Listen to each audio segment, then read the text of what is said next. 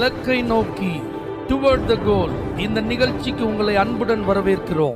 Praise the Lord. ஆண்டவராகிய இயேசுவின் இனிய நாமத்தில் உங்கள் யாவருக்கும் அன்பின் வாழ்த்துக்கள்.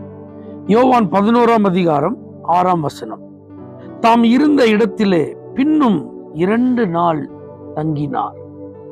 ஏசப்பாட்ட அவர் நேசித்த அவருடைய மிக நெருக்கமான நண்பர் லாசரு, அவர் மரணத்துக்கு ஏதுவான வியாதியா இருக்கிறாரு, ப்ளீஸ் சீக்கிரம் வாங்க அப்படின்னு சொல்லி அவருடைய சகோதரிகள் தகவல் அனுப்பியிருந்தாங்க. அந்த செய்தியை கேட்ட பிறகும் ஏசப்பா தாம் தங்கியிருந்த இடத்துல இன்னும் 2 நாள் தங்கிட்டு அதுக்கப்புறம் தான் கிளம்பி போனான்னு பார்க்கணும். இப்ப தெரிஞ்ச பிறகும் ஆண்டவர் இப்படி தாமதம் பண்ணுவாரா? இது ஒரு அவசரமான சூழ்நிலை அல்லவா? ஆண்டவருக்கு நம்ம அவசரம் புரியாதா? இது மிக முக்கியமான தேவை அல்லவா? இதை கூட ஆண்டவர் வேகமா வந்து செய்ய மாட்டாரா? ஆண்டவர் மேல அன்பு வச்சதுக்கு அவர் தாமதம் பண்றதுதான் பரிசா? இப்படி பல கேள்விகள் இந்த சம்பவத்தை நம்ம கேட்ட உடனே உள்ளத்துல வரலாம். ஆனா பாருங்களேன், ஆண்டவர் அவர் தாமதித்து கடந்து சென்றாலும் அங்க ஒரு பெரிய அற்புதத்தை செய்தார். அங்க மூட நம்பிக்கைக்கு ஒரு முற்றுப்புள்ளி வைக்கிறார். இனிமே அவ்வளவுதான் அப்படின்னு சொல்லி எல்லாம் முடிஞ்சிட்டுன்னு சொல்லி சோர்ந்து போயிருந்த உள்ளங்களை ஆண்டவர் உற்சாகப்படுத்துறார். எங்கேயும் யாருக்கும் செய்யப்படாத ஒரு அற்புதம் அங்க நடக்கு.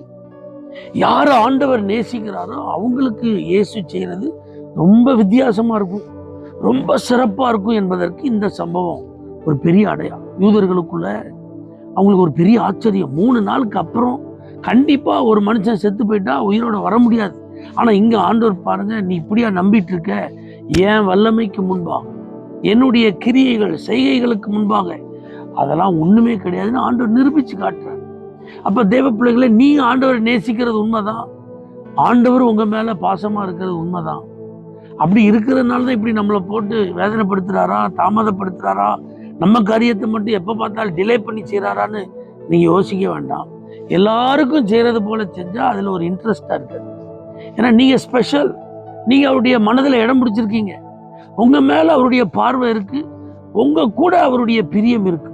அப்போ உங்களுக்கு வேற லெவல்ல தான் அவர் செய்ய விரும்புகிறார். வித்தியாசமான விதத்துல தான் அவர் தன்னை வெளிப்படுத்த விரும்புகிறார். எல்லாரும் போல வெளிப்பட்டு இருந்தா, அற்புதம் நடந்திருந்தா இது ஸ்பெஷலா இந்த அதிகாரத்துல எழுதப்பட்டிருக்காரு. ஆனா உலகத்துல இதுவரைக்கும் யாருக்கும் செய்யப்படாததா, எங்கும் நடந்துராததா இருந்ததுனாலதான் இதுல எழுதப்பட்டிருக்கு.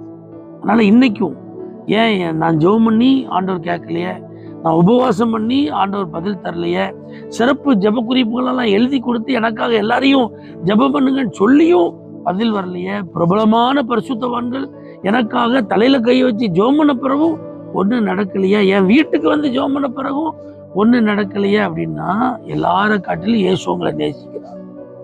எல்லாருக்கும் செஞ்சதை காட்டிலும் உங்களுக்கு ஸ்பெஷலா செய்ய போறார்.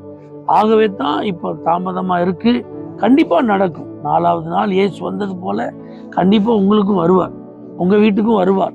உங்க காரியத்தை அவர் கையில எடுப்பார், உங்க வேண்டுதலுக்கு அவர் பதில் கொடுப்பார், உங்க வாழ்க்கையில ஒரு அற்புதம் செய்வார்.